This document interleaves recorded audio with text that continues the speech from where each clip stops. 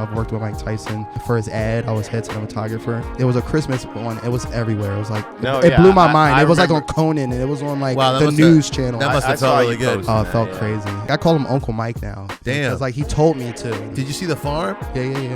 Damn, that's sick. You smoked some of the weed? Yeah. Oh, hell yeah. I mean, first off, if you smoke weed and you're around Uncle Mike, you're smoking weed. He is a chimney, and he's one of the nicest guys ever, man. Day 93 under the dome. With necessities growing dangerously low, who knows what spark will set off this powder keg? I can't take another minute in this dome!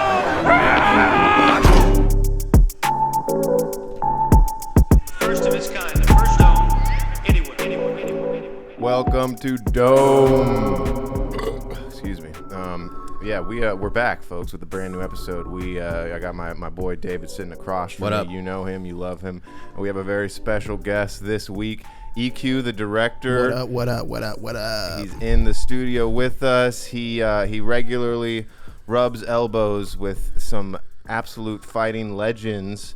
And you know he's here to maybe talk a bit about that. We can talk about some stuff. That would be really cool. Maybe give the people a quick little background on your career and what you do. Okay, so hi, I'm EQ. Hey, what's up? Introduction. EQ, the director, came in addition to that, just because I direct.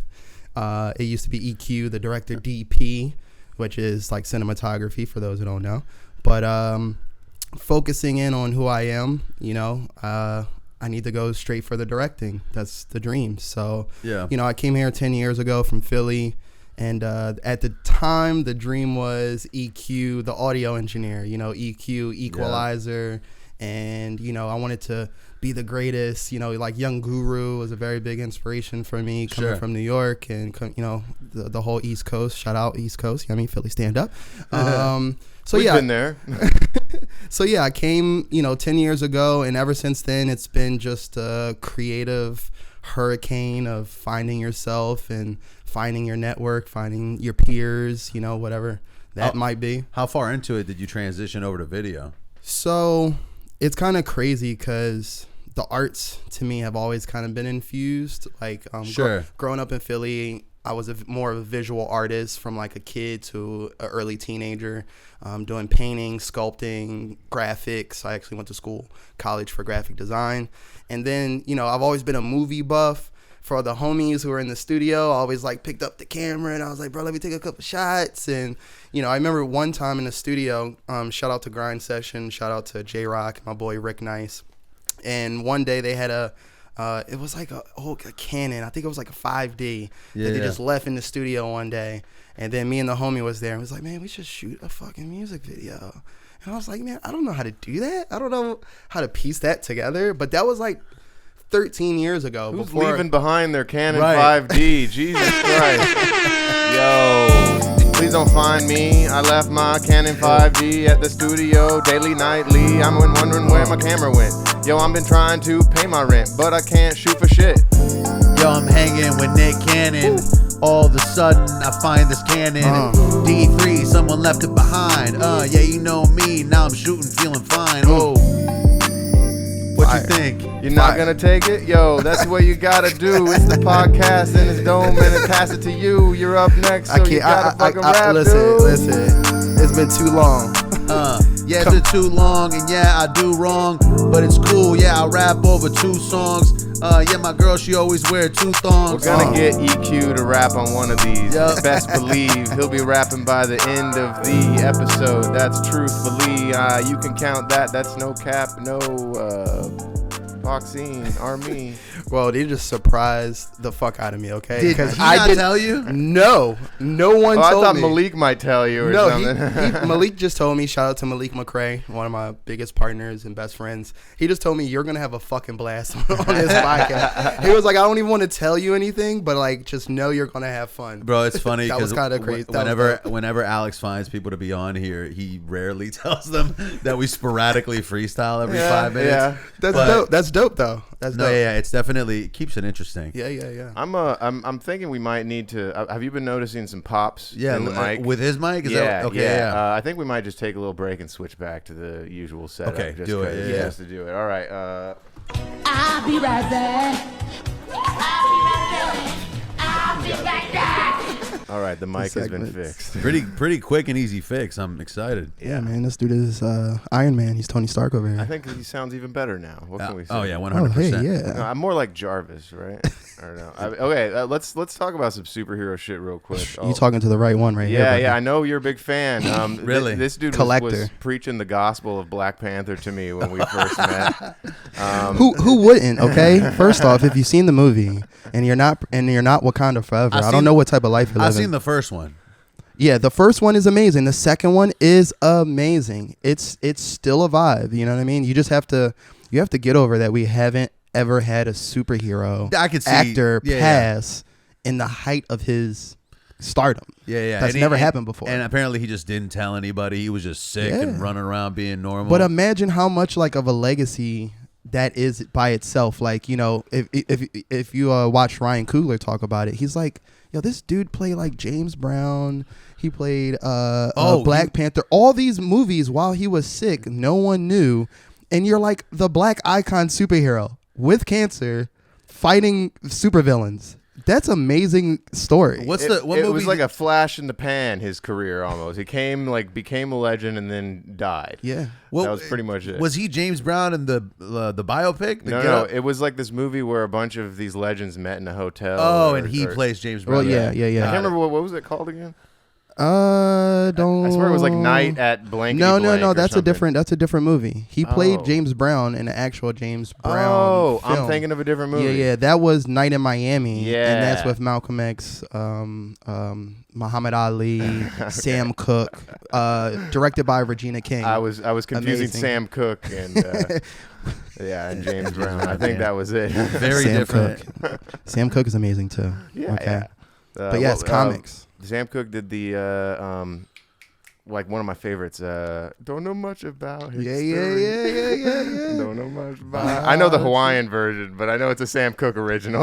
I know the Hawaiian version. No, It does have an island vibe. I grew up in Hawaii, and a big thing like reggae is the most popular genre of music over there, of course. Why wouldn't it be? And a lot of the local artists just take popular songs and reggaify them, and then that makes a radio hit. Sounds like a great life. Just sitting there listening to like No Doubt, but like in a reggae version of No Doubt. Yo, I gotta say, No Doubt was already kind of reggae back in the early days. I would call that a ska vibe. You know, Gwen Stefani, yo, she's alright. Mommy, I ain't got no doubt I'm about to spout reggae vibes out my mouth. Yeah, you know, I'm eating jerk chicken, thinking, speaking English to a friend from Kingston. Yeah, someone in Kingston, please. Come and save me on the mic, you see. Kingston, yeah. Booyakasha. Bumbaclot, yeah. You gotta star up them dreads. Okay, yeah. Jerk chicken. I'm on the islands with 5 friends. Yeah, you know I'm about to take a 5 ends. 5 ends with 5 friends. Yeah, my man's just handed out like 10 of them. And goddamn, this is not a good party drug, to be honest. I don't know why we're taking 5 ends. That would be a horrible night. Yeah. No sleep. That's a weird night. Yeah, just amphetamines, but it's not cocaine. Like that's not good. I think if you crush it up, you can make it work. I think that's a theory they like to say about a lot of drugs. You know? I've been crushing up. If you crush it up and sniff it, you'll be all right. Did you see the video's been making the rounds this week? There was a horrific car accident in I think it was like Ohio or some shit. LeMay. I don't know where LeMay is, but I don't know if you've seen this video. This lady crashes into a house going over 100 miles per hour. Are we able to pull that shit up? Here you go. It's on the TV behind you, but you can watch it on here. It'd be easier, probably. Yo,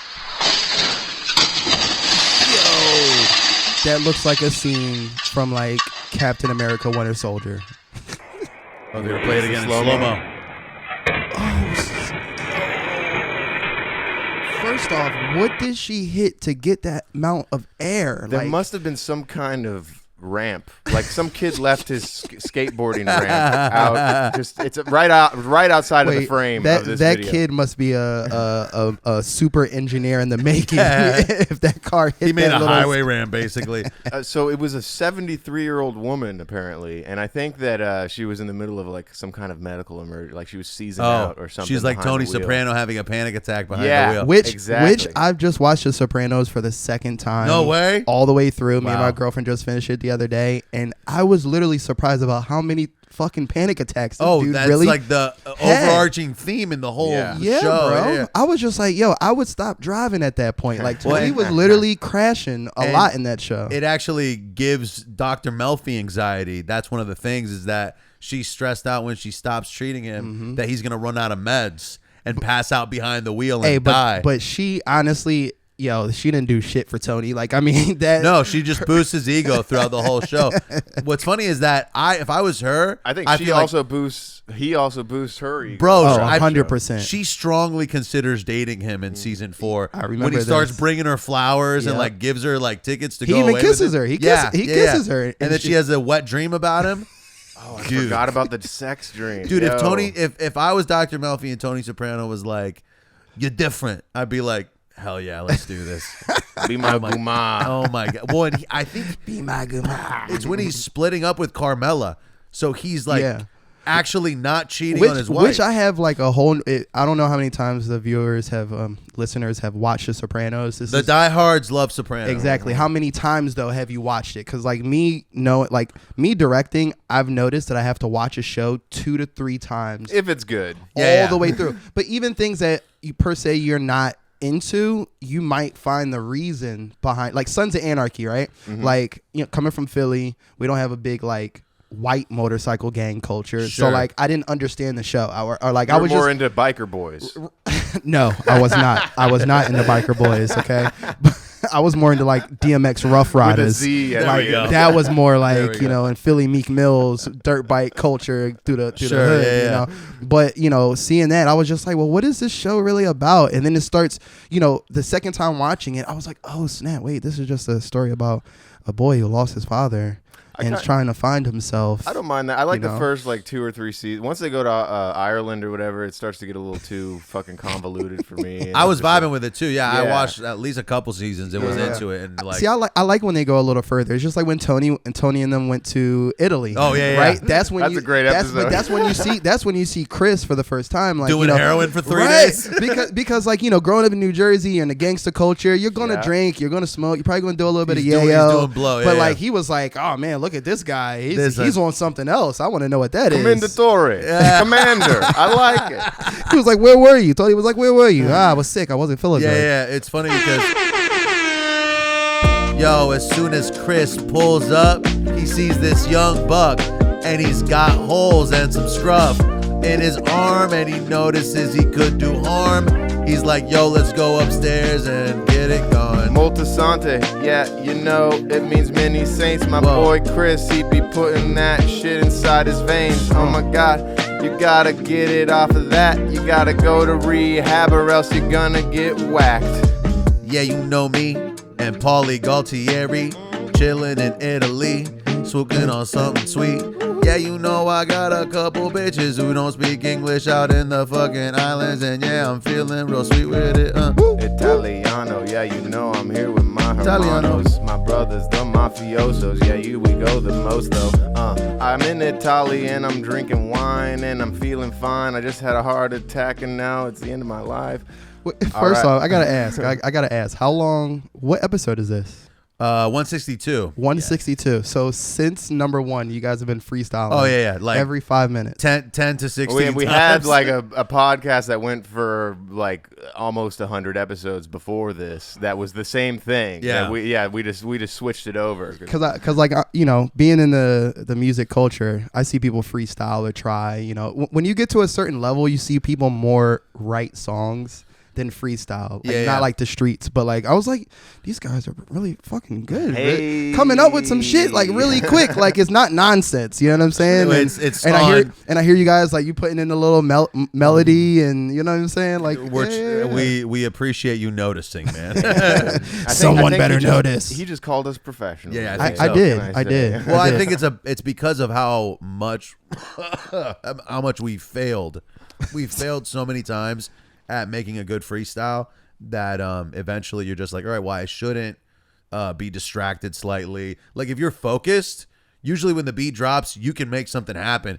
It's when you're like distracted or not paying attention or not really like engaging in the moment that you lose it. Right. And also what I was going to say is a lot of these dudes who are on a higher level, who are freestyling on a radio show or something like that, they got verses on lock. Right. I was about to say, like, knowing the truth behind it. Yeah. Most people don't freestyle. I'm sorry to bust the bubble of the listener who thinks that. I've heard dudes who have done verses from albums that they're promoting on the show. Oh, yeah. Like, you're on a show, and then Sway's like, oh, you're freestyling, and then he's just doing a verse from the album, and I'm like, oh, my God. But you know what I'm learning, though, is, like, being in LA, being friends with stand-up comedians, right? It's just like you're a comic. So instead of doing your A1 set and it being the first time you did your A1 set at the comedy store, you know what I'm saying? You go to a little bar and you rehearse. Like it's like a rehearse. You kind of dig in to see the people's reaction to that joke or to that phrase. Maybe they'll get offended. Maybe they won't. Then you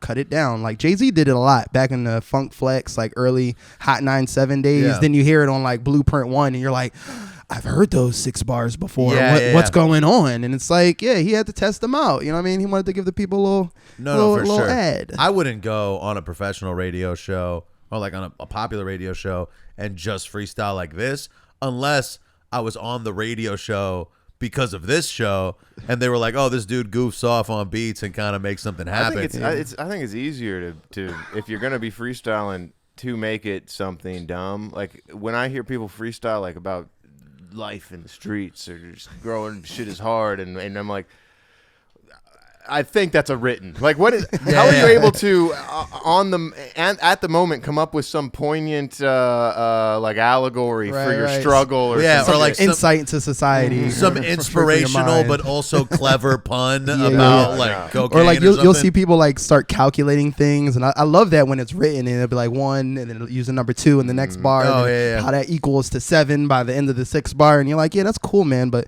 I don't think you just made that up in your head and then made it rhyme, you know? But that's why I asked you guys what number you're on, because like, I mean, if you keep going, there's no reason why you guys couldn't get on like Funk Flex and then be like, yo, we're actually freestyling like a fucking year from now. You know what I'm saying? Yeah, I mean, we're not stopping because of how much we've invested in hardware at this point. Breaks. No stops, no breaks. I can't stop because I've bought so many mics and cameras and lights and shit. Oh my God. I gotta keep going. I feel the same way about everything. Yeah. People don't understand how expensive this creative journey is. Like, I'm just a regular guy, and I think between music and cameras and equipment, I've spent way more over than $100,000. Yeah, like I've spent $100,000 in the last 3 years. Yeah, and try running an ad. Oh my gosh, right. If you run 15 ads a year or something like that, you're gonna constantly blow the budget. Try feeding a crew. Yeah. Oh my God. Jesus. Feeding a crew. It sounds like you've been on some. Okay.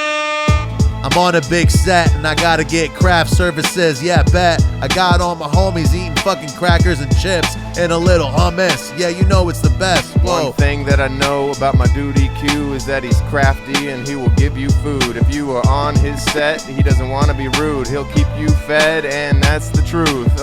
When I'm on set, I love to savor things. More importantly, specifically the catering. Hopefully it's Chipotle. Hopefully it's Chipotle or Maybe. They can get a bunch of Jimmy John sandwiches and cut them in fourths, and then everyone's happy as a kid on July 4th. I got a weird cough from the Chipotle. I shouldn't have gotten the hot sauce. No way. Holy Jose, guacamole. Paid extra for that today.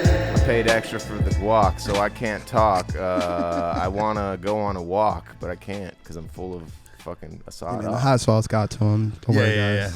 I've had a strange cough since last week. I'm not sick. I just have fucking shit in my lungs. So sometimes when I breathe in, the shit's like, yo, we need to come out. You've got pneumonia. No, I hope it's not pneumonia. You know what's crazy? It might just be a mucus build. That's it might what be it a is. mucus build. No, that's what it is. Because I've been coughing out just loogies, and they were green last week, and now they're just like. So I had something similar, and then me and Rampage, we went to Thailand just a couple months ago, and I just went to the pharmacy. I was just like, yeah, if you're an American and you're in another country, go to a pharmacy. Oh, yeah, because they'll sell you anything. Oh, my God. And you'll just be like, hey, this is what I'm feeling. And they'll just be like, oh, here you go. They just grind up the hoof of a goat real quick. I got like 30 days of medicine for like $11 American, which is a lot of, you know what I mean, Thai money. But it's like I would have to go to TJ. But I have insurance. What? Do you think I need medicine? Oh, yes. There's medicine. Fuck, dude. I've been riding it out. No. It won't go away. Damn. It won't go away unless you treat it. Fuck. Yeah, dude. And Mucinex isn't going to do it. No. This might be a good transitions. You mentioned Rampage. Why don't you talk about how you got to meet Rampage? Because I'm thinking he's gonna love that. Randy Jackson, dog, American Idol dude. No, Rampage Jackson. Sorry, Mr. Rampage. It's okay. I want to know how you guys connected and like how this Lycan Pictures, your company, developed. Yes, sir. Lycan Pictures. Shout out to Rampage Jackson. You know what I'm saying? The Lycan brother, the werewolf, one of the werewolf kings. You feel me? So what happened was, so I went to Vegas one time to work with a production. I won't name the production. I won't name the person because I fucking hate them. All right. You could name them. This is the game, though. This is the creative game, right? It's like you take gigs. Sometimes you hope for the best. You want the best. Sometimes it's just shit. And the people are sometimes just shit. Yeah. So you have to learn how to deal with it and make the best out of it. Yeah. So I was in Vegas. We were doing this, UFC something, and Rampage was there. And we just I'm sorry, you were working with another company that was doing UFC stuff. Yes. Okay. This is before Lycan Pictures. This is before me and Rampage knew each other. But we were in the Caesar Hotel. We were at the penthouse because this company really treats you well, though. Shout out to UFL. It wasn't them, it was the director I was working with. I was cinematographer. So we're in the Caesar Palace, penthouse for days with Tito Ortiz, Frank Mir, and Rampage Jackson. And we're shooting, we're partying, we're just having a great fucking weekend. And at the end of the weekend, Rampage is just like, hey bro, EQ. He's like, yo man, you're really cool.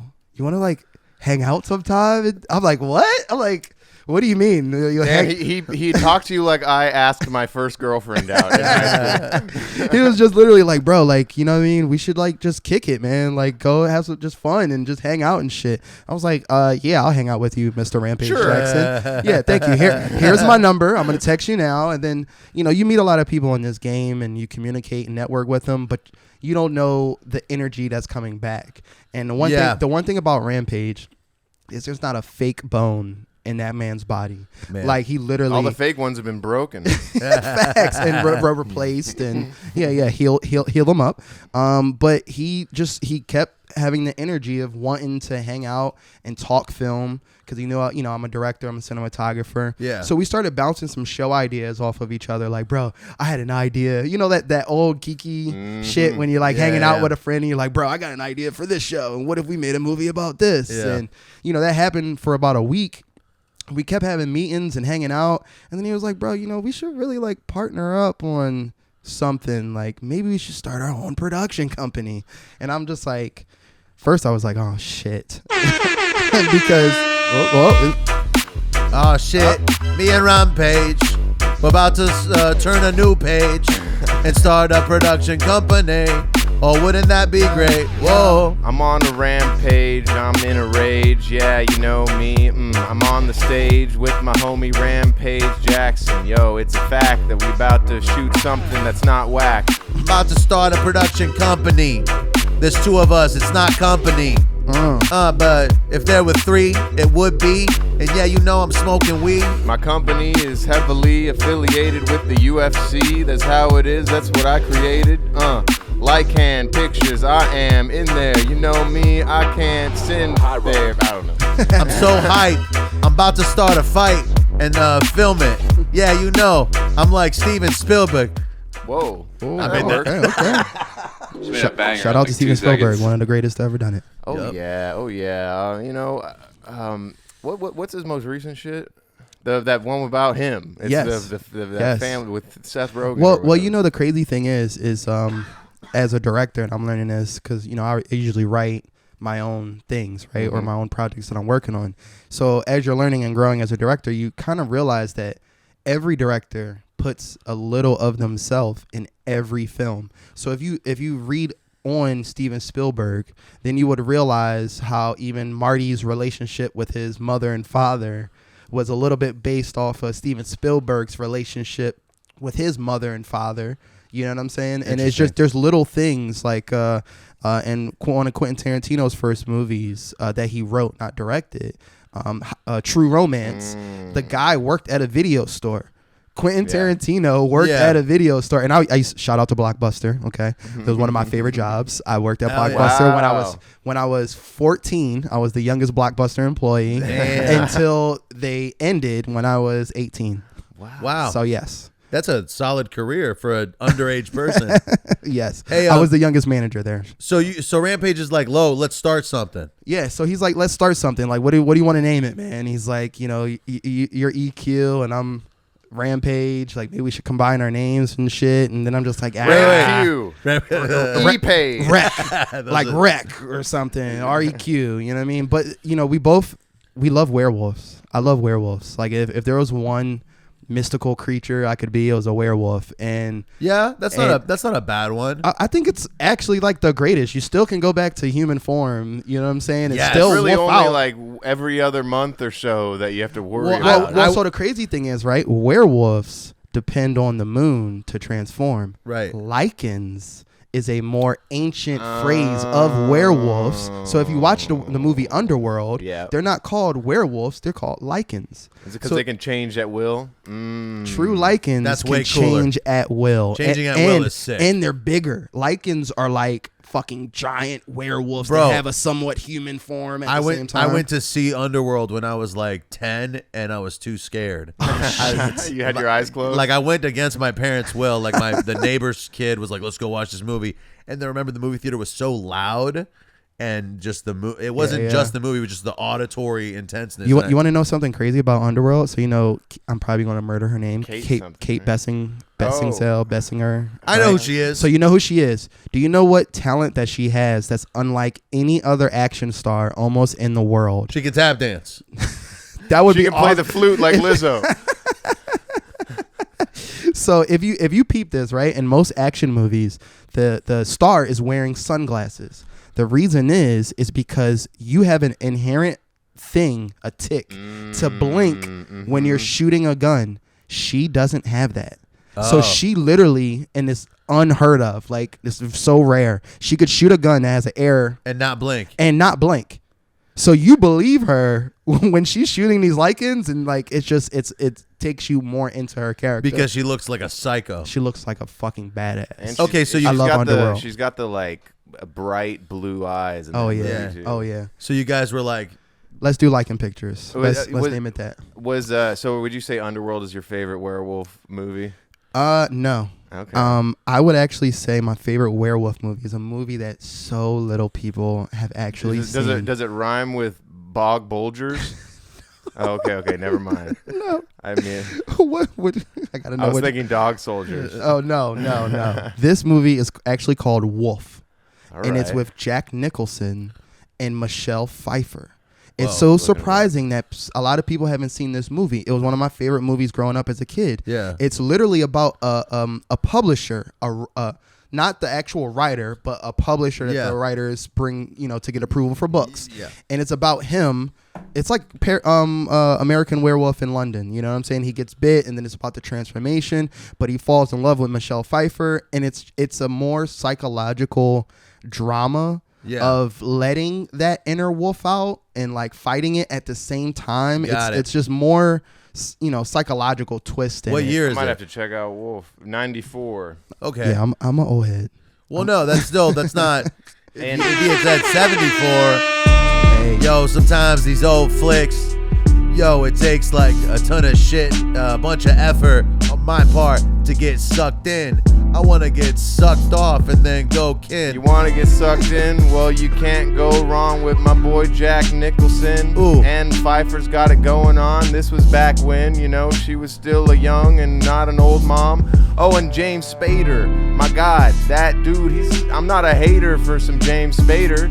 I would see him now and see him later. In any movie, I like his glasses. That dude, yo, as an actor, he's a classic. Yo, me and my boy Jack, we about to go smack a whole sack. And yeah, then I might hit up Michelle. What's up with Michelle, the Pfeiffer? Yeah, I'm about to decipher. Michelle, yeah. you're bringing me through hell. What else is Michelle in as well? I don't know. Scarface. Oh, that's her. That is She's her. the love interest? Yes, she is. Damn, That's like dude. one of her first movies. Yeah, she killed it too. She's looking good in that. What lies beneath? So what? Fast forward, the company starts, and what's happening now? So fast forward. I mean, we're into this process where, number one, we're creating pilots and a feature-length film. So Rampage had an idea. Can't talk about it too much. Sure. But Rampage had an idea for an action movie, and it was just a rough idea in his head. And, you know, I wouldn't say rough because surprisingly, I mean, that guy, not surprisingly, but I don't know him like that. Well, I didn't at the time, but he knows shit and he like has a plan. He's like, oh, I thought of this character and thought of the background, this and that. So he gave me this idea, and then me and my writing partner, Nick Fasikis, he's in Texas, and then Malik McRae, who was on you guys' show. We just unfolded this whole universe that I've never seen, you know, a person like, you know, African American in this type of action lead role. So like Steven Spielberg says, like Quentin Tarantino says, like we were saying before, you have to put yourself into the film. So I'm like, I want to see my sort of type of representation, you know what I'm saying, in that action type of role. So I wrote the movie. Me and the homies wrote the movie. We're in pre-production. We're getting investment. It looked like it's going to be pretty big movie. That's awesome, that can dude. hit. And then we have a couple pilots, you know what I'm saying, that we're going to pitch to some distributors. You know what I'm saying? Netflix, holla at us. Malik, briefly, shout out at Spike Leak. Yes, sir. He Yes, was sir. on 2 episodes ago. I can't remember what number that is, unfortunately. But, It was either 159 or 160. Go check that one out. He had also mentioned that you guys might be working on a documentary. Yes. About maybe some WWE stuff. Yes. So we're working with, let's just say we're working with the Samoan dynasty. Yeah, he said You know the what I'm saying? family's really cool. Right. The family is really cool. And the crazy thing I've noticed about Samoans is that they're so close to like black people vibes. I mean, like I've never met a culture that's so freaking close. Like, I mean, they most of them grew up not just in Samoa, but they came to Oakland, Oakland, California. Yeah. So they were raised in the hood and have that family barbecues, and everybody's like those are my uncles, like Rikishi and like Reno, like those are like my oos. You know what I mean? They're my uncles. There's that there's that family similarity, or that value of family that's a priority. That Vin Diesel family. You know what I'm saying? It's all about family. And I get that same thing with Rampage and, you know, a lot of people, even Mike Tyson. You know, I've worked with Mike Tyson. We were nominated for a Webby Award last year. Cool. For his ad. I was head cinematographer on one of his cannabis ads. Oh, the one with Evander Holyfield, the Christmas one. It was a Christmas one. It was everywhere. It was like it blew my mind. It was like on Conan, and it was on like the news channel. That must have felt really good. Oh, it felt crazy. It felt crazy. I had like family members hitting me up and like, yo, I saw it on like Good Morning America, like a cannabis ad. That's incredible. I mean, that's crazy. That must have felt like a moment where you were like, damn, I fucking did it, dude. That's It's like yeah, I fucking did something. You know what I'm saying? Because we all as creatives, like we do things, and some of it's seen, some of it's not. Some of it's in the ether of like our network and the creatives. But once you like, man, when you can open up your fucking laptop browser and like the top news involves like one of your things. That's awesome. You know what I'm saying? It's pretty how cool. did you get connected? Like, how did you become the cinematographer for that? Or like, how did Mike choose you? I'm trying to tell you, this whole game, and like, I'm actually starting to get young people hitting me up on Instagram and being like, how did you get from where you came from to there and working with there? And I'm like, it's really all your network. It's really all you know, all about who you know.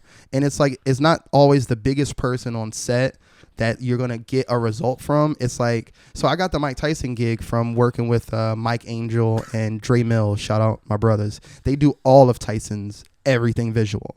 So like we just became friends, me and them guys. Yo, I'm friends with Mike's friends. And then they were like, yo, this guy, he's got it. And he could come through and do the cinematography. And yeah, you know, he could also write a biography. Write a biography about Mike Tyson. See, I'll leave out the dicey stuff, you see. Yo, I love Mikey. Oh, I'm over on the motherfucking TV show commercialing. I'm like Mike. I ride bikes and smoke weed until I fucking go on hikes.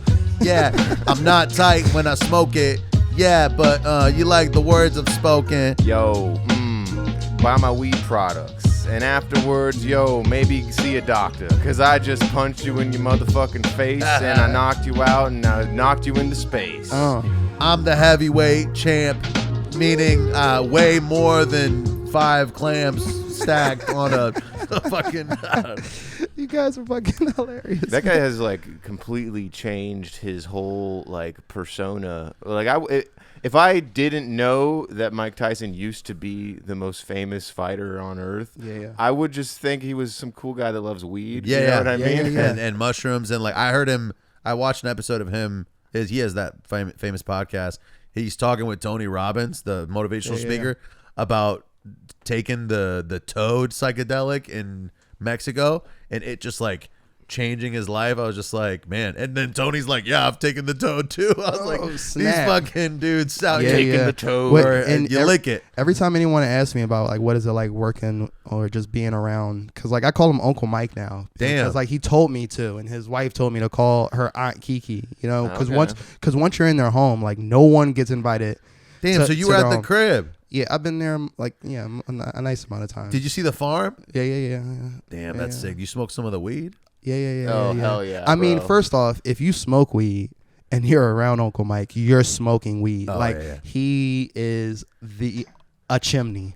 Damn, like dude. always burning. It's amazing. But like blow your mind, like he's the smartest guy I've ever met. Really? Intellectually, he's the smartest guy I met, because like I'm a big history buff, and to be sitting down and talking about like Roman empires and you know just kings and queens and warriors from all around the world and all walks of life, like he knows them and knows the dates. He'll be like, yeah, this warrior fought in these 3-4 battles, and this is what he learned from that battle, this is what he learned from this battle, and then he'll totally segue it into something that still makes sense, and he just be like, "Yeah, man, that's." Well, he is a warrior. Yeah, he probably is interested in that kind of shit, the tactical stuff, like crazy, bro. He is so smart, and he's one of the nicest guys ever, man. I like how open-minded he's become, and how he has just like random ass people on his podcast. I seen a clip of him and Lil Nas X, and he's like talking to Lil Nas X about whatever, and then Lil Nas X is like, have you even seen any of my or heard any of my music? And he's like, I seen the one with all the gay shit. It's like keep it real with you. It's the funniest clip ever.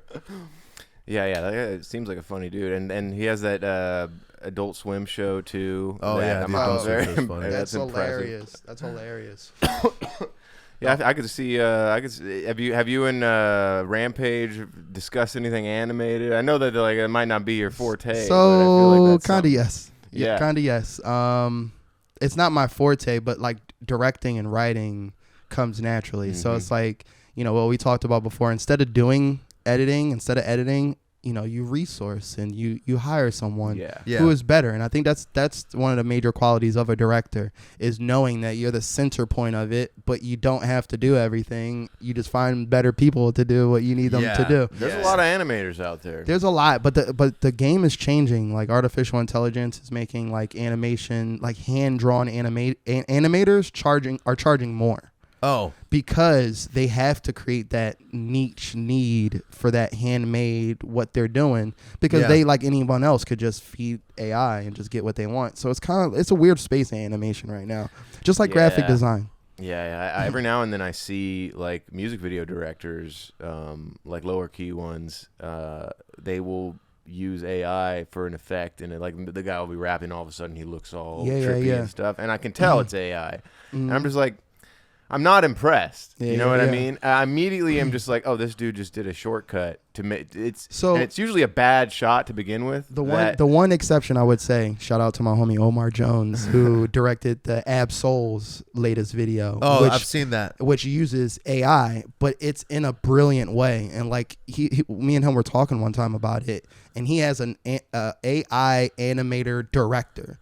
So someone who then hires other AI animators and people of resource to do, because you still have to prompt it. Like AI just doesn't make it for you. So you still have to shoot something real and then drive it in to all right, I'm going to transition right here.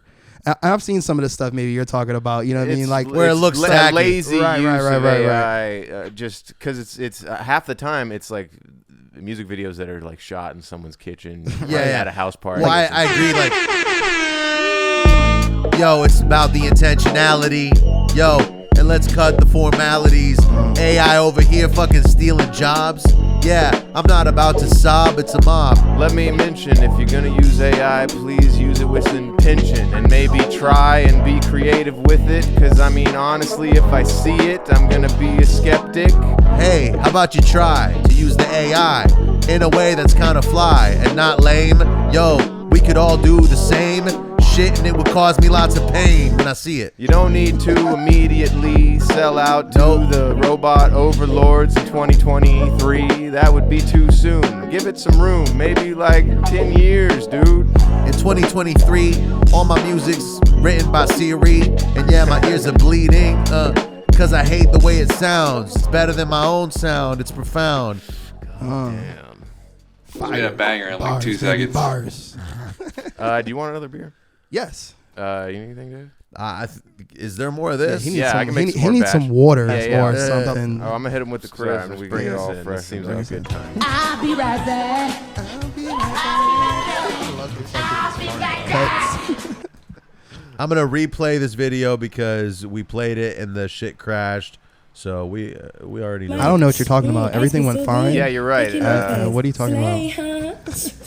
Oh, go ahead and pause it, ice cream Dave. so good. We could have Ice cream so a little bit more of a better recap than that. For This is that video. If anyone's seen it, it's been going around. This lady, and it's not just this lady. There's other ones. Pinky but Doll.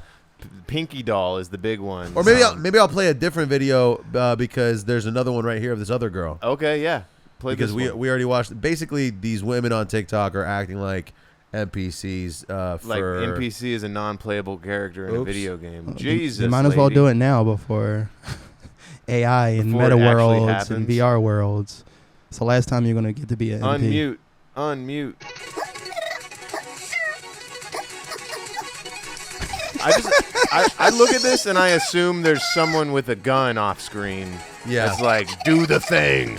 I just think about what type of like state of mind do you have to be in to look at your camera and do that. Like Those guys are making bank, apparently. This one's a lot weirder. Like I felt like It's sped up. This So one, that makes it a little weird. This one's in English at least, sort of. that usually always happens when you speed something up.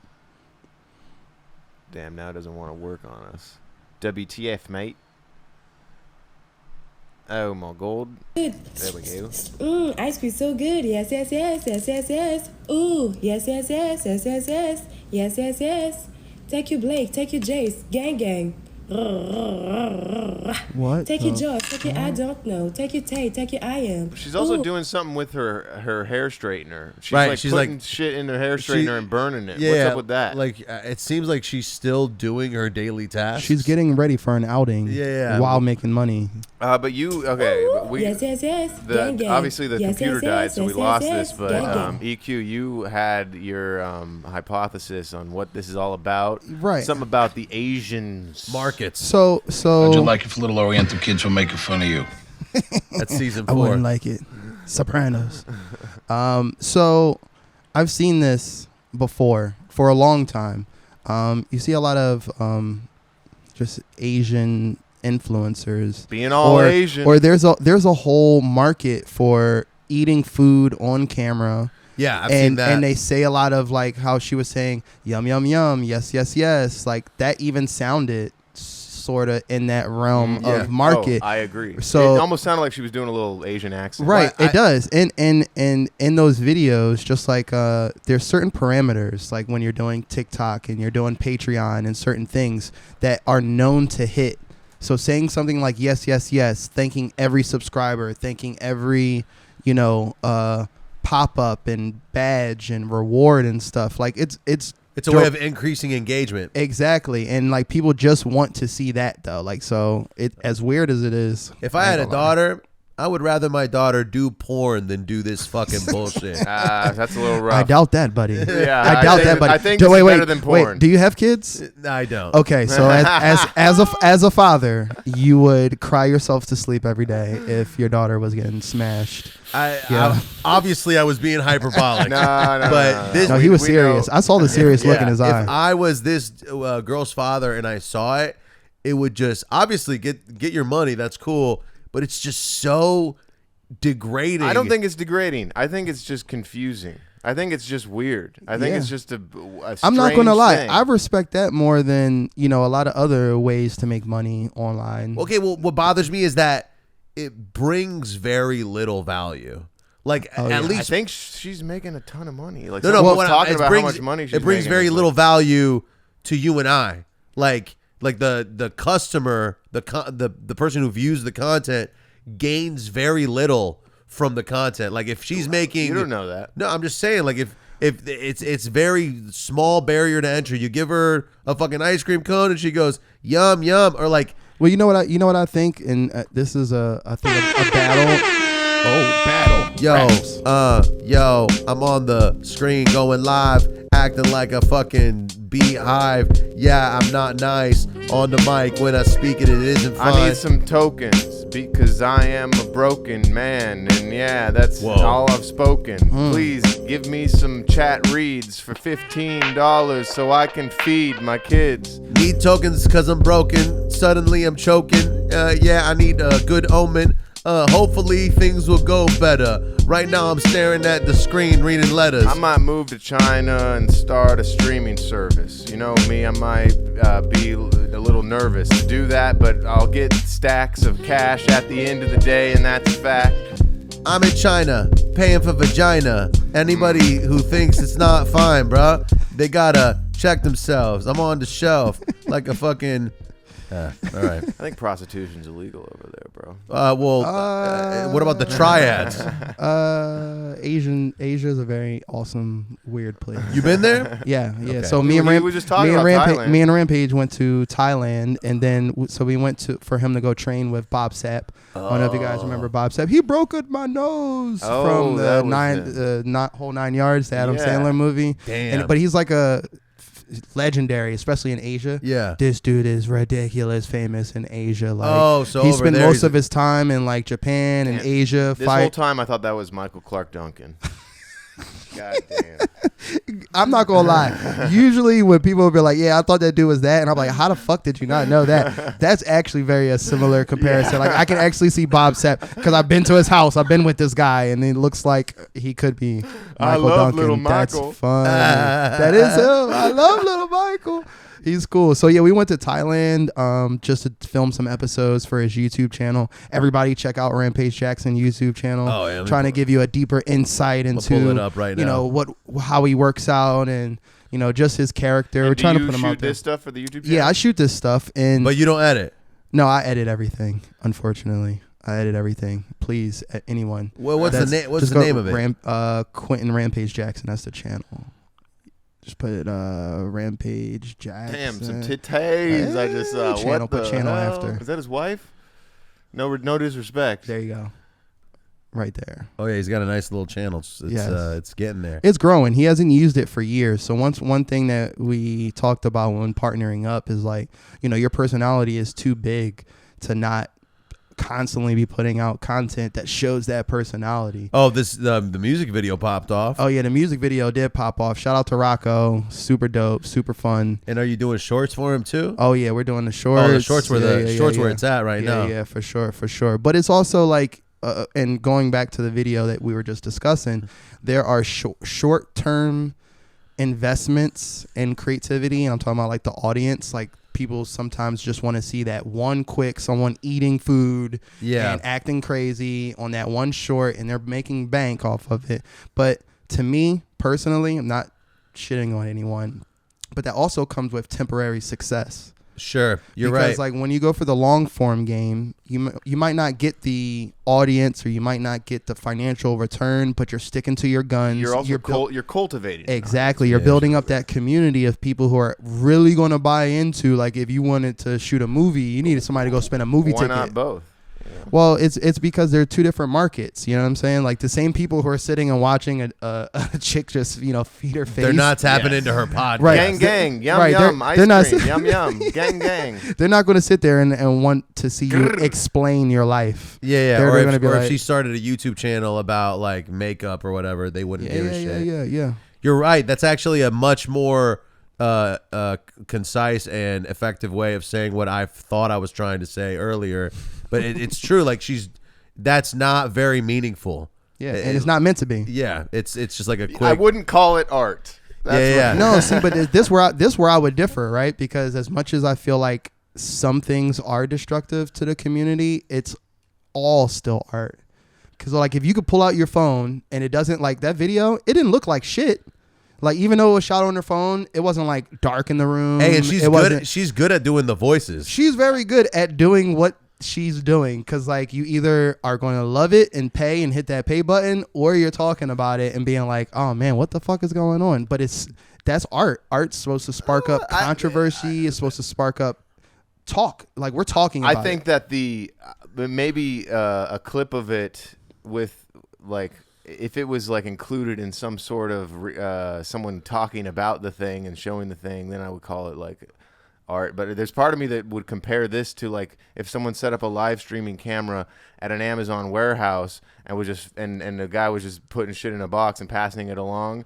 Like I feel like that's essentially the same thing as far as the content is concerned. Right. I wouldn't necessarily call that art. Well, I mean, you have to think of it like this. Like, with I'm a little getting into my OG status of hitting 40, status. right? It's like I remember when there wasn't social media, when there wasn't YouTube, sure, and everything was long form. So like, the question was asked a long time ago was like, yo, is an artist that's painting in his house or just showing and selling, art to his friends, is he as good as the gallery artist? Yo, is he as good? I don't know. Is he selling to his friends or is it at a show? Is he over here making hella bank? Is he just making that bank because he's good at marketing? Yo, this is a question as old as time. Is selling art to your friends fine? And would you consider yourself successful if that's the case? I don't know, man. I want money in my face. What is success to an artist? I don't know. I mean, in the best scenario, you'd be rich. But as long as I think if you making a living over there, you might as well be making a killing. Yo, are you a rapper if you don't get paid off of rapping? I don't know. It feels like I'd be capping. If someone was like, yo, you's a rapper, I'm like, I rap, but I don't get paid off of that. Yo, you forgot about our loyal patrons. Yo, every single month we get paid for the shit we spitting. Yo. Shout out, only $5 a month. Yeah, please subscribe. Please plug. Sign up to the Patreon. We need 5 more subscribers to double our subscribers. So, but if you think about this, right? Like, and I think this is an important question to ask yourself, because even as like people perceive, because it's all about perception, people perceive me as being more successful. The more successful I get, the broker I actually fucking get. Really? Because like the person who's investing in themselves, we talked about equipment earlier, right? Yeah. Like the bosses, the people who are thinking about the long form, the long game, which equates to more money at the end, aren't thinking about selling out and just creating anything just to make a couple of dollars. Like there comes a time in anyone's creative journey that you have to take a stand and be like, yo, is this the art I'm gonna fucking die for? Like, stand for, you know what I mean? And then if it's good, and we talked about hours you put in and failing fast and learning from mistakes, if you go through that but still creating yo, I love this shit, or this is the mark I'm trying to leave on the world, then you make money. Like, I make money, but I reinvest it, and then I don't take smaller gigs, You know what I'm saying? Anymore. I said no to a lot of small gigs. So that hurts my pockets, man. How much you want to bet Pinky Doll?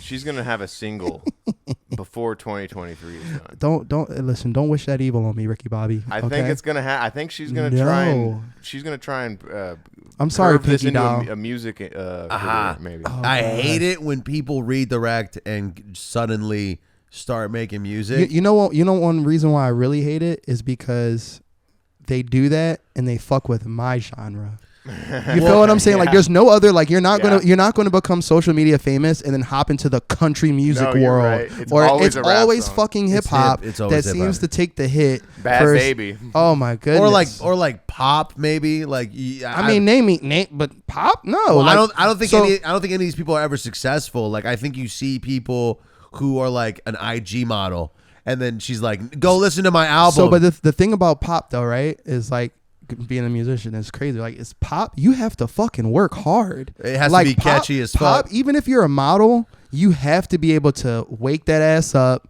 and do a whole lot of interviews, radio interviews. Sure. You got to be in dance lessons, and you got to do a lot. You got to stay fit. You got to do a lot of shit. Rap, you could just be like, oh, hey, I got a 2 million followers, so I should just drop some bars. If you're fat, you're better at rapping. You don't got to do shit. You got to do shit, but have somebody else write your bars, make the beats, and all you got to do is step into the studio for a couple hours. Well, you could say that about pop. Like, I bet like a bunch of these singers who are very successful, I'm not betting, this is literally what it is. They have people writing, people producing, and then they just step in the booth, and it's like, all right, sing I this. think he's talking about how like a lot of pop artists, they perform. You know what I mean? Oh. It's not, and you have to like look good. Like, a lot of pop artists aren't overweight.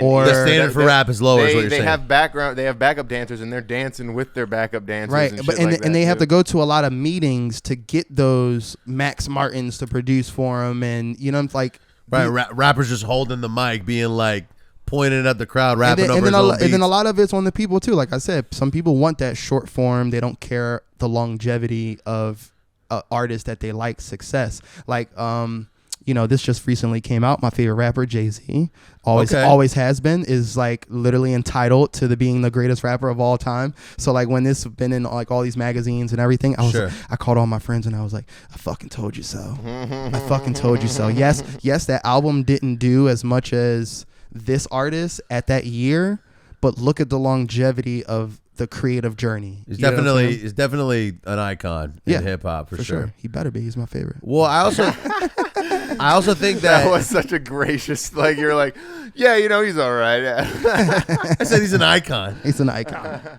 I just also think that there is an oversaturation of mediocre creativity, and we all want to encourage people, you know, like, oh yeah, just keep being creative. That's cool.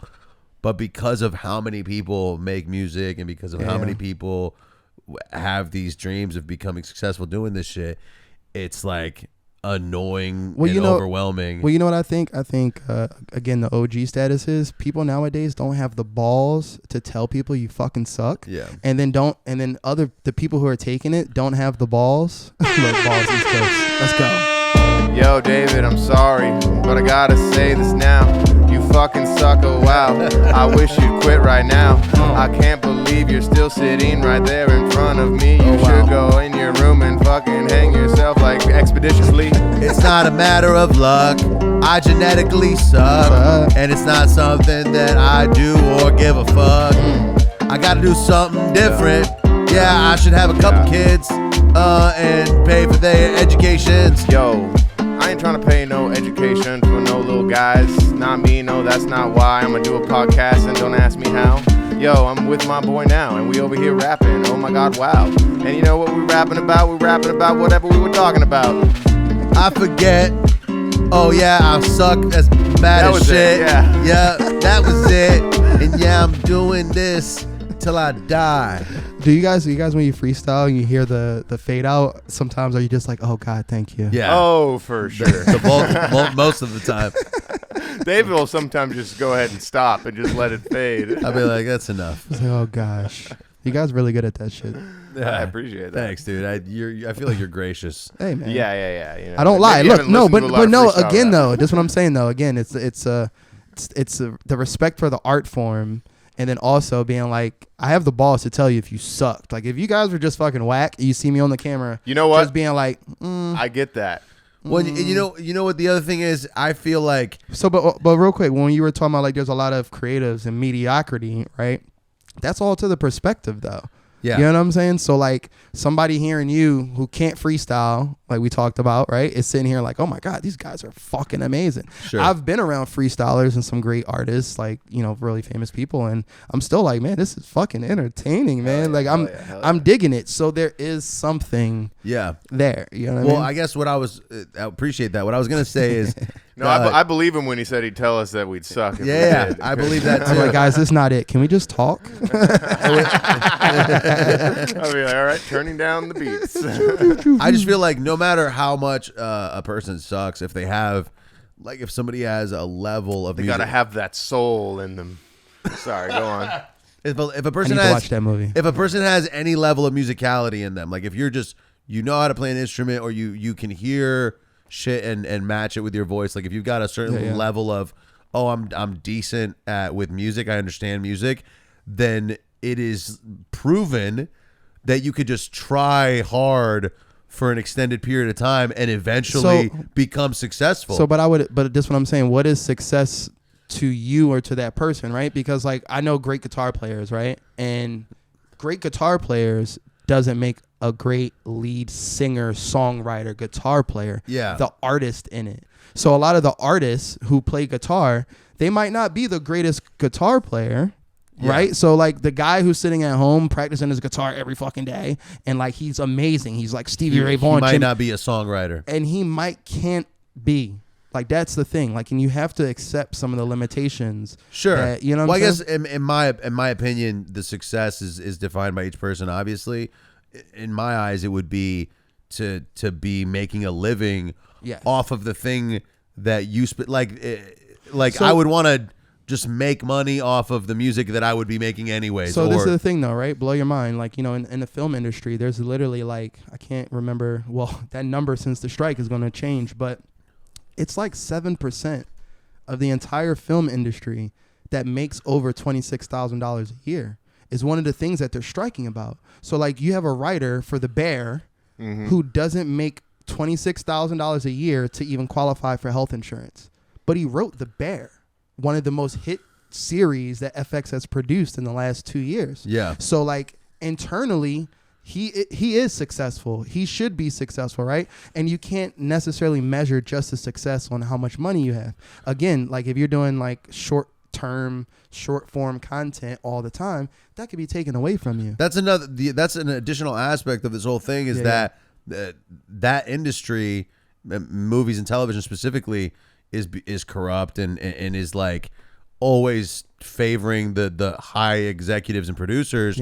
I would say the way for me to define the dude who wrote The Bear as a successful person is he goes on YouTube, he makes his own show, and then he fucking monetizes it, and then I'm like, all right, there we go, that dude owns everything. He's on, I mean, I guess he's still on YouTube, but there's all these other channels where you would have to work way harder. It's the same thing with music. Like, I'm always waiting for Dr. Dre to call, and he's like, yo, I heard your song, and you're the man. I'm going to sign the contracts, and now all you got to do is just be you, and it's all taken care of. Whereas this new fucking... But that's not what you just described, though. Right. No, that's what I'm saying. That's idealistic. You'd be working for Jay-Z, or sorry, you said Dr. Dre. You'd be working for Dr. Dre, but what you were describing before was the writer starting his own thing. Right, well, what I'm saying is, if Dr. Dre, that's an idealistic view of the world, which is how the video and movie industry is. I think idealistically you wouldn't need Dr. Dre, and you'd be making your TuneCore. Well, this is the thing, though, right? Exactly, that's what I'm saying. This is what I'm saying, though. The TuneCore and even like Spotify, which is set up a certain way to where every stream you get 1/100th of a cent. It takes you You're right. So you have the resources to put out your music, put out your art, but just like us all, you grow up and you see Warner Brothers pictures, you see Aftermath, you know, and you want to be a part of that professional world. But what I'm saying to you is most people in that world are broke. Yo, I'm actually not making that much money. Yeah, speaking of it, it isn't funny. Yeah, I'm sick. My nose is runny, and I can't even get health insurance because I don't got enough money. I just signed DRE, and you know me, I'm still in poverty. Probably tomorrow I'ma call my mom and ask her for 200 or 300 to borrow. Guess who's back? That shit is whack. Somebody better sign me or I'm gonna go to Baghdad and start my own label with a bunch of jihadists. Yeah, this is the oddest. Yes, they just signed my boy Dave for $1 billion. That was sick, yo. I can't wait till he lives in Saudi Arabia. You know he's gonna make a big buck. I'm in Saudi buying paintings made by Gaudi. Yeah, you know something spouting. Rowdy. Was this a Hood and Ninja beat? He caught me. Hey! Is that one of yours? Is one of yours? So you guys produced the tracks too? Well, no, I just produced that last one. We actually haven't read any beats, have we? This episode? That's all of the beats. Let me just read them right now. The beats. This has to load. Here we go. California Dreamin' by Lex Factor, Mogul by Lethal Needle, July by Piper Beats, Rat Race by Elias X, Reggae Nation by Harold, Moonlight by Manuel, Polaroids by B. Frankie, Invasion by Just Waz X3, Kilos by Just Bobby, Freedom by Blondo, Temple by Kyoto, and that last one was Bad Boy by Sultan Satire. The bit is that if I can't tell it's by him, then it's good. You're just like, my boy made that one. I could tell. You can tell it doesn't sound like the other ones. So, we're talking about production, right? Because, music producer over here too.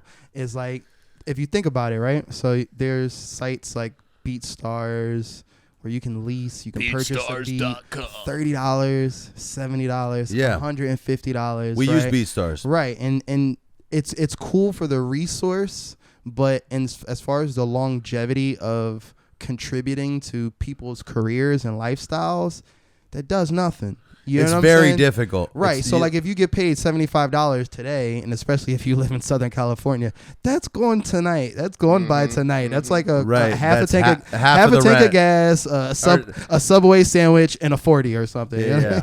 Like, it's the internet. Wow, you just described the perfect Friday night. I know, right? Well, no, and I think the other issue is what we were talking about earlier. It's, as a producer, do you want to sell beats? Or do you want to make music and like collaborate with people and that's the same. Build a fan base? But it used to not be separated. Yeah. It used to be the same thing. It's like if you wanted to produce, of course you wanted to produce for greats. Mm-hmm. But you have to produce. There's levels to the shit. So you have to produce for your neighborhood homie, who you believe in. Then you go to a show, right? And you meet 3 of his homies, and you give him beats. And then you from there, then you somehow make it into Baseline Studios in New York City with Just Blaze, and then you just start producing some background drums for him. There's a levels to the game, you know what I mean? Yeah. And like I think we've gotten confused with these shortcuts to make a couple extra dollars.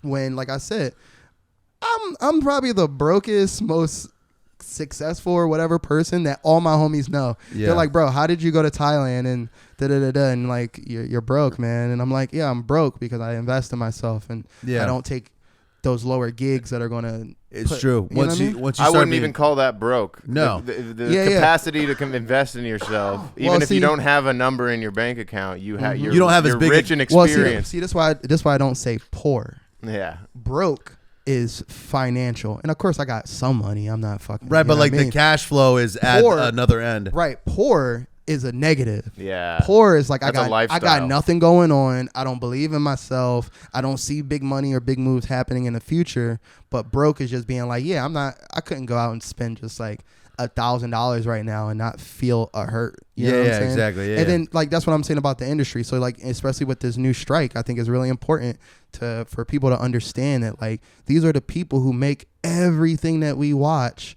Yeah. And like it's only 6-7% of them who actually make over $27,000. Like that's $27,000. That's like what you get paid at McDonald's right now. That is pretty fucked up. And then they still get health insurance. Right. So like you write a hit show and you don't get health insurance. It's only like the top 1% really getting treated like royalty in that industry, and then everybody else. Well, is just... and the thing about different that's film game and the music game is residuals. Like filmmakers don't get residuals. Really? Like a writer, only gets paid. It used to be, so you know, the TV era, right? Yeah, sitcoms and shit. Royalty. A writer would get paid every time they wrote an episode, then every time it aired, then every time it rerun, then every time that rerun was rerun. So you're getting a constant residual check now because of the streaming services, because of the way that it is. So now I'll pay you you. Here's $400 to write this episode of The Bear, and then we're going to put it on Hulu, and it's going to be aired millions of times, and you only got that $400 or $500. It's really $400 or $500. Yeah. It's I mean, depending on your experience, depending on your contracts, like I always tell everybody, you know, watch that contract, man. Like, if you don't, streaming really ruined residuals for everyone. Yeah. Well, that's why this strike is so important right now. Facts. Very important. I heard Snoop Dogg speaking on the matter because he feels like he had to break out of like a ton of bullshit in music in the 90s. Yeah, because like when he always talks about how Master P like really helped him like level up his wealth and like all of a sudden learned all the business about owning your masters. Yeah. Would you recommend The Bear? I would recommend The Bear. I haven't seen it, but I would recommend it. Cinematography wise, it might be one of the most beautiful looking shows. I like cooking stuff. Like if you like cooking stuff, yeah. You never seen The Bear? No. Oh, I've wanted to for a while. I've seen a clip of him macking on the teacher. You know what I'm talking about? There's a clip of I was like, oh, you know how like sometimes on TikTok or Instagram they'll just clip episodes of shows. So I just watched this 30-second clip where this dude's like being all sexy with the older teacher lady, and then she falls for it, or she's into it. It's pretty dope. And that guy, I can't remember the actor's name, but he was on Shameless. He kills it. Yeah, he's one of my faves. Yeah. Good show. Maybe I'll start watching that. I've been watching My 600-Pound Life. And I can't do reality shows. Bro, no. I cannot watch anything reality based. Most reality TV, obviously, is fucking stupid and ridiculous. I will usually watch like a YouTube video about the reality show because I think that it usually will have all the most crazy moments in the one video, and I'll be like, all right, cool. I don't need to dedicate a solid 45 minutes. I let the algorithm decide that for me. The reality TV that I've watched is anything that involves Gordon Ramsay and then this 600-Pound Life show, because I will say the 600-Pound Life is. You could watch that from start to finish and enjoy it. Those guys are messes. The morbid obesity is so astonishing, and then you start to notice that this is all in America, right? Yeah. This doesn't exist anywhere else in the. I guess there may be some obesity like this in the UK or something like that. I bet in like Saudi Arabia. Hey, listen, there's some oil magnates. There's some crazy stuff. Like I tell, because my girlfriend's German and I have like my ex-wife is Australian.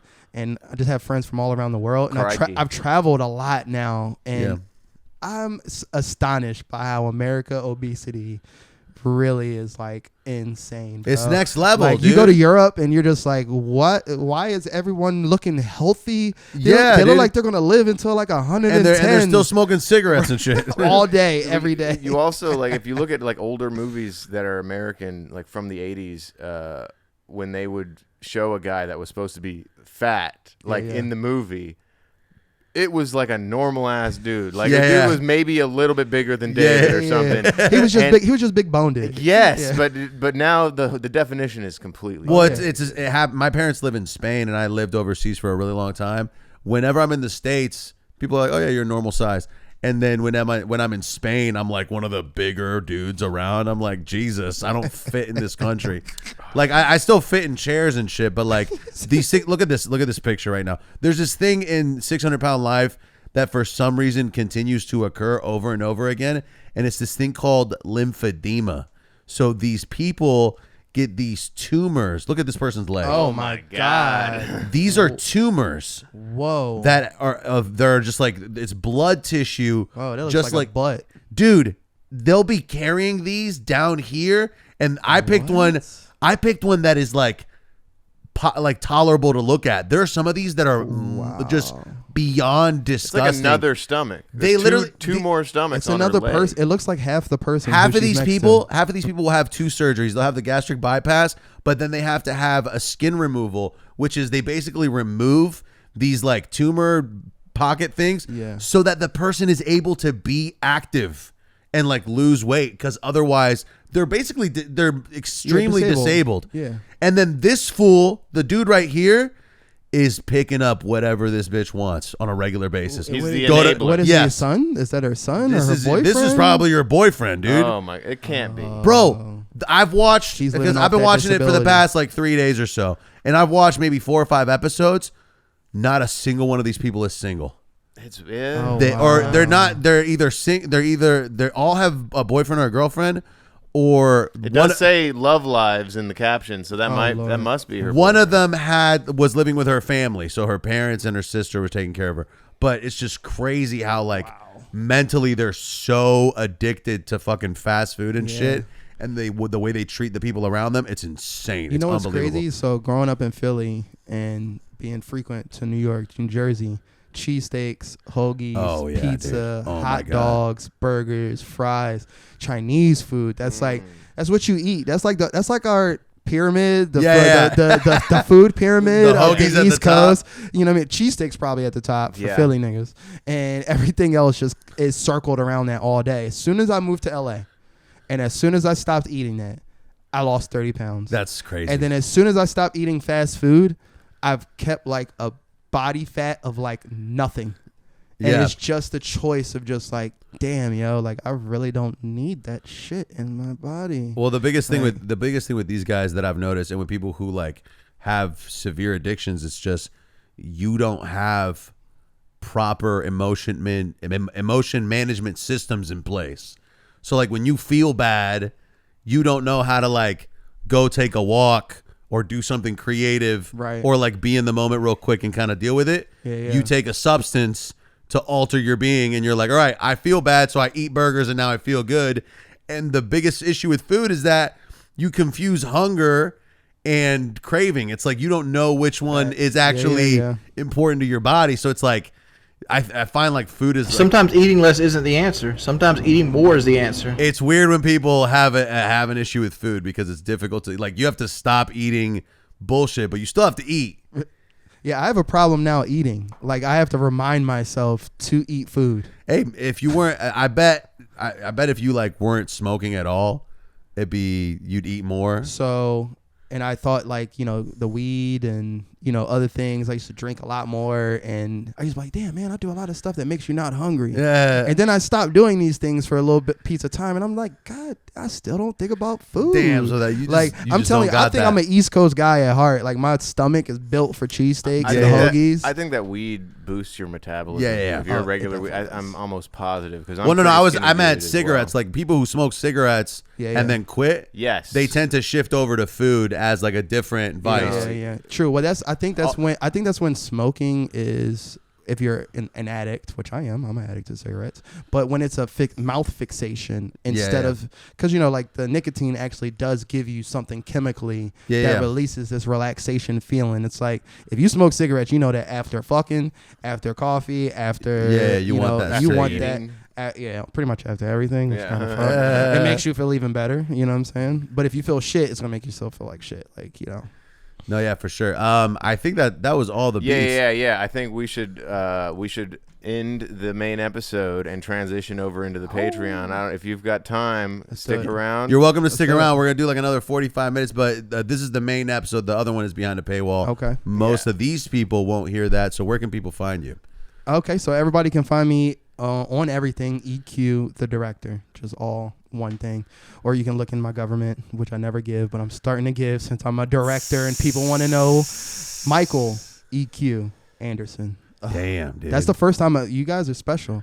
That's the first time I've ever said my government on any type of thing. Shit, dude. But you might be seeing it on the screen, so I want you to be like, oh, that's still EQ, but his name might be Michael EQ Anderson. You know what I'm saying?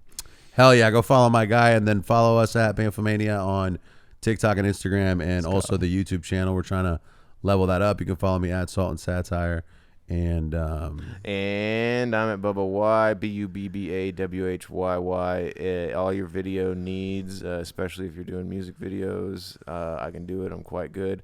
The Patreon. Yeah, we're gonna continue that, and if you've been enjoying this episode, you might want to consider throwing us a little $5 to continue the time with the illustrious EQ the director. Go to patreon.com/dome with Bamfomania. Subscribe for a month and then fucking unsubscribe. But, you know, help us out. If you're still listening to this and you don't do that, that's weird, honestly. Low key.